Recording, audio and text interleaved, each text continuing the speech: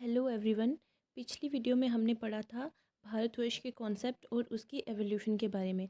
आज हम पढ़ेंगे स्टेट एंड इम्पीरियल फॉर्मेशन के बारे में, जिसमें हम पढ़ेंगे जनपद का राइज कैसे होता है, फिर कैसे वो महाजनपद में कन्वर्ट होते हैं धीरे धीरे, और कैसे स्टेट सिस्टम इमर्ज होता है इंडिया में। जनपद को समझने के लिए सबसे पहले तो इसका थोड़ा सा बैकग्राउंड देख लेते हैं। तो अब हम बात करते हैं वैदिक पीरियड की। वैदिक पीरियड में बहुत सारी चेंजेस आ रही थी सोसाइटी में और इकोनॉमी में। अब वहाँ पे हम देखते हैं बहुत सारी यूनिट्स ऑफ सेटलमेंट्स इमर्ज हो रही थी, जिनमें से कुछ थी महाजनपद, जनपद, नगर निगम और ग्राम। सबसे पहले देखते हैं जनपद थे क्या। तो अगर हम वैदिक पीरियड की बात करें, जो कि 1500 बीसी से लेके 600 बीसी तक था, वैदिक पीरियड को डिवाइड किया गया था टू मेन पार्ट्स में। फर्स्ट था अर्ली वैदिक पीरियड, जिसको हम ऋग्वैदिक पीरियड भी कहते हैं, और सेकंड था लेटर वैदिक पीरियड। अब ये जो जन का कॉन्सेप्ट हमें देखने को मिलता है अर्ली वैदिक पीरियड में, और लेटर वैदिक पीरियड में हमें दो कॉन्सेप्ट देखने को मिलेंगे। First one is janapada and second one is mahajanapada. 1000 BC से लेके 600 बीसी तक के टाइम पीरियड को पोस्ट वैदिक पीरियड कहा जाता है, और ये ही वो पीरियड था जब जनपद्स की इमर्जेंस हुई। जनपद्स के मीनिंग को समझने से पहले हम समझ लेते हैं जन का मतलब। वैदिक सोसाइटी में जन का मतलब होता था किसी क्लैन का एक मेंबर।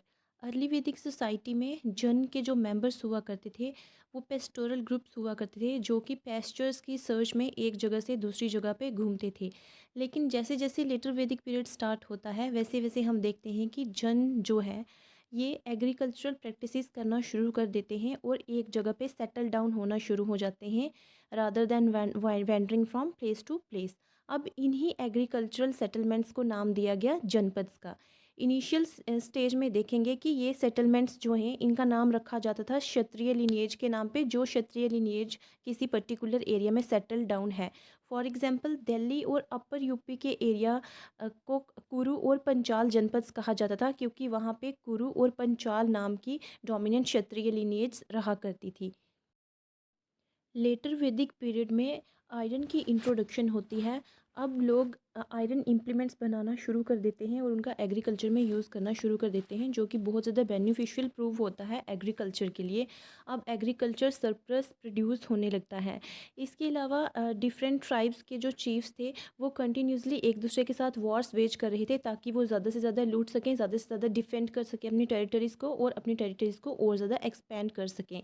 एग्रीकल्चर कैटल के अलावा कुछ दूसरे प्रोडक्ट्स भी लार्जर क्वांटिटीज़ में अवेलेबल होने लगे। एग्रीकल्चरल एक्सपेंशन, वॉर और कॉन्क्वेस्ट की वजह से वैदिक ट्राइब्स एक दूसरे के क्लोज़र कांटेक्ट में आने लगी और नॉन आर्यन पॉपुलेशन के कांटेक्ट में भी आने लगी। अब इन सभी फैक्टर्स की वजह से लार्जर टेरिटरीज एंटिटीज़ इमर्ज होने लगी। फॉर एग्जांपल पंचाला, जो कि एक महाजनपद था, 5 ट्राइब्स के अमालगामेशन से बना था। अब हम देख लेते हैं जनपद का लिटरल मीनिंग। तो लिटरली जनपद एक मेजर किंगडम्स हुआ करते थे वैदिक इंडिया के। उस टाइम पीरियड पे आर्यंस मोस्ट पावरफुल ट्राइब हुआ करती थी, और उनको हम जानते थे जन के नाम से। अब यही जन वर्ड की वजह से राइज होता है टर्म जनपद का। The word Janapada is comprised of two words, jana and pada. The word jana stands for people and pada means food. So, literally, the land where the Jan are the people set feet and settle down। एक ऐसा particular area जिसमें लोगों ने पहले तो अपने कदम रखे और फिर वो वहीं सेटल डाउन हो गए, उस एरिया को हम कहते हैं जनपद। By the 6th century BC, there were approximately 22 different जनपद।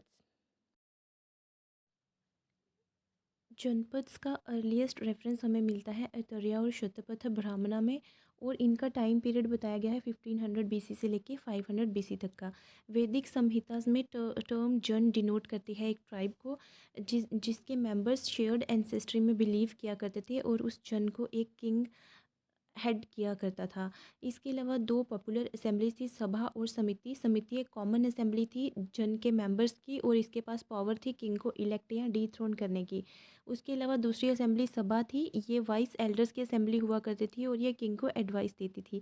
जन्स originally semi nomadic pastoral communities हुआ करती थी, लेकिन धीरे धीरे उन्होंने स्पेसिफिक टेरिटरीज़ को ऑक्यूपाई किया और ये लेस मोबाइल होना शुरू हो गए।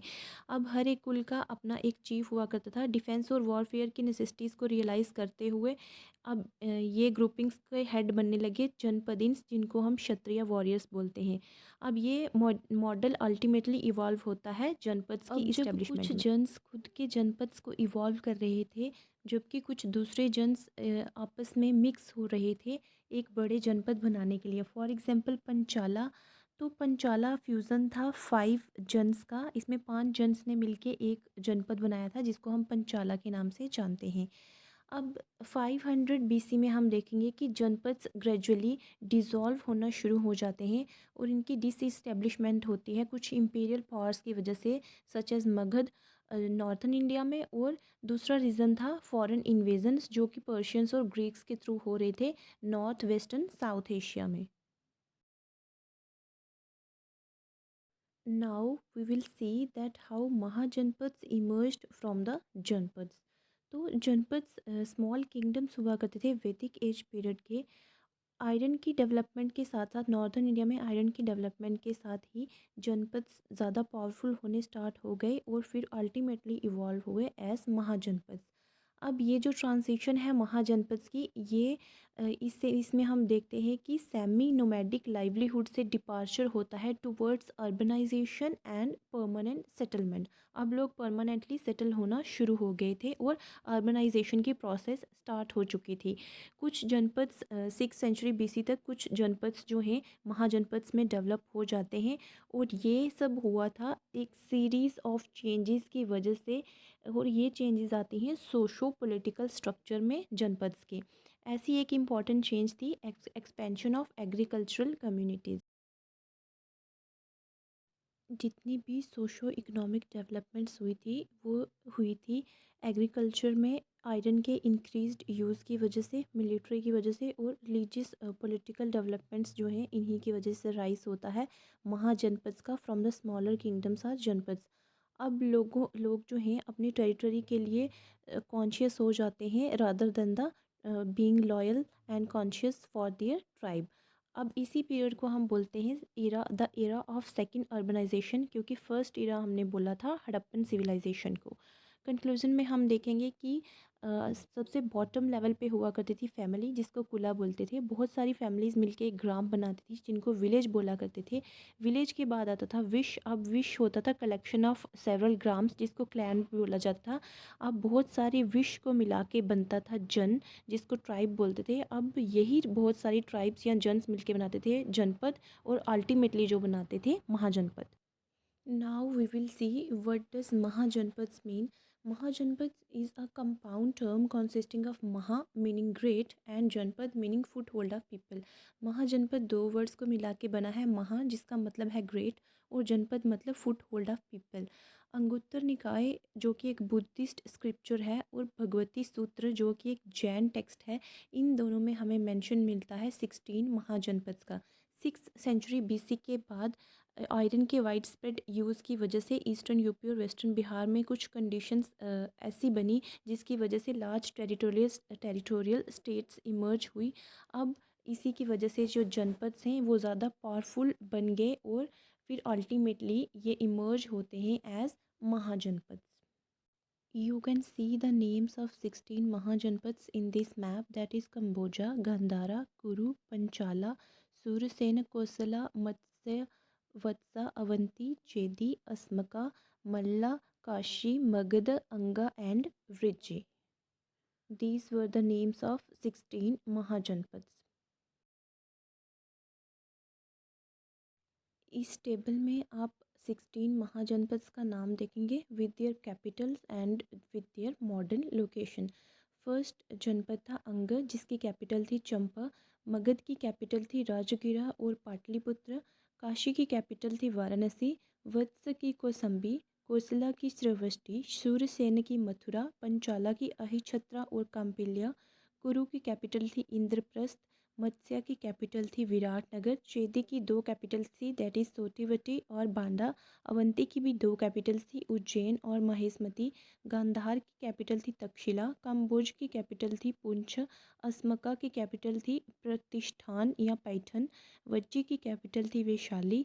और मल्ला, दैट इज़ योर 16th महाजनपद, इसकी कैपिटल थी कुशीनरा।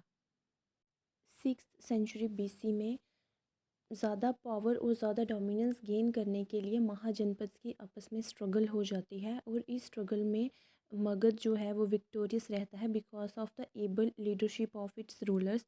अब मगध एम्पायर की फाउंडेशन तब होती है जब लास्ट में 4 महाजनपद बचते हैं, दैट इज़ मगध, कोशला, वत्स और अवंती। इन चारों की लड़ाई होती है जिसमें मगध विक्टोरियस रहता है और ये लड़ाई चलती है 6 सेंचुरी बीसी से 4 सेंचुरी बीसी तक। Ultimately Magadha most powerful and prosperous kingdom की तरह इमर्ज होता है नॉर्दर्न इंडिया में। Now we will study about the rise and growth of Magadhan empire. तो इसमें सबसे पहले हम पढ़ेंगे अरियंका डायनेस्टी के बारे में। अरियंका डायनेस्टी थर्ड रूलिंग डायनेस्टी थी मगध एम्पायर की। इसके पहले की 2 डायनेस्टी थी, प्रद्योता डायनेस्टी और बृहदिरथ डायनेस्टी। अब हम पढ़ लेते हैं अरियंका डायनेस्टी के कुछ मेन रूलर्स के कंट्रीब्यूशन के बारे में। तो इसके फर्स्ट मेन रूलर थे बिम्बिसारा, जिन्होंने रूल किया था 558 से 491 बीसी तक। बिम्बिसारा बुद्धा के कॉन्टेम्प्रेरी थे और इन्होंने अरियंका डायनेस्टी को फाउंड किया था। अब इनके अंडर मगध जो है प्रोमिनेंस में आया था। इन्होंने कॉन्क्वेस्ट और एग्रेशन की पॉलिसी फॉलो करी थी। इसके अलावा इन्होंने कुछ मैट्रिमोनियल अलाइंसेस भी करी थी अपनी पोजीशन को स्ट्रेंथन करने के लिए। अरियंका डायनेस्टी के सेकंड मेन रूलर थे अजातशत्रु। अजातशत्रु ने अपने फादर बिम्बिसारा को मार दिया और इन्होंने 2 मेन वॉर्स लड़ी जिसके थ्रू इन्होंने काशी और वैशाली को ऐड किया to the Magadhan empire. Third main ruler आते हैं उदयन। उदयन ने अजातशत्रु को सक्सेड किया और इनकी मेन कंट्रीब्यूशन यही रही कि इन्होंने पाटलिपुत्र में एक किला बनवाया। उसके बाद आती है शिशुनाग डायनेस्टी। श्रीलंका के क्रॉनिकल्स के अकॉर्डिंग अब ये जो मगध के लोग थे इनको हटा दिया नागासाकीज़ ने और इन्होंने शिशुनाग को एज अ किंग डिक्लेयर किया। शिशुनाग्स ने टेम्परेरली अपनी कैपिटल वैशाली में शिफ्ट कर ली और इनकी ग्रेटेस्ट अचीवमेंट ये रही कि इन्होंने अवंती को डिस्ट्रॉय किया जो उस टाइम का मोस्ट सीरियस राइवल था। उसके बाद आते हैं नंदास। तो शिशुनागाज सक्सीड होते हैं नंदास के द्वारा, जिनको फर्स्ट एम्पायर बिल्डर्स कहा जाता है इंडिया का। उन्होंने कालिंग को कॉन्कर किया और जिन्न की इमेज लाई as a victory trophy under their main ruler Mahapadmananda, जो कि खुद को एक रथ बुलाते थे। लास्ट में नंदस को हरा के मौर्यन डायनेस्टी का रूल इस्टेब्लिश हो जाता है। अब हम पढ़ेंगे main causes for the success और emergence of Magadha as the most powerful mahajanapada. सबसे पहले थे जोग्राफिकल फैक्टर्स। मगध में छोटा नागपुर प्लेट्यू आयरन और में रिच था जिसकी वजह से आयरन इम्प्लीमेंट्स बनने लगे, जिसकी वजह से एग्रीकल्चरल एक्सपेंशन हुआ और सरप्लस प्रोडक्शन हुई। इसके अलावा आयरन वेपन्स आर्मी के लिए भी बहुत ज़्यादा बेनिफिशियल थे और अगर मगध की सॉइल देखी जाए तो वो भी बहुत फर्टाइल थी। सेकंड रीज़न था इकोनॉमिक फैक्टर्स। मगध में कॉपर और आयरन के ह्यूज डिपॉजिट्स थे और इसकी लोकेशन जो है ट्रेड के पॉइंट ऑफ व्यू से भी बहुत इंपॉर्टेंट थी। उसके अलावा कल्चरल फैक्टर्स, तो मगध की सोसाइटी कैरेक्टर में अनऑर्थोडॉक्स थी। यहाँ पे फ्यूजन हुआ आर्यन और नॉन आर्यन ट्राइब्स का। बुद्धिज़्म ने भी एक नई फिलोसफी और थॉट प्रोवाइड किया।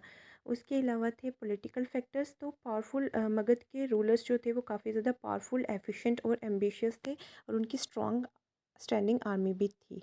इसके अलावा यहाँ के लोगों ने सबसे पहले एलिफेंट्स यूज़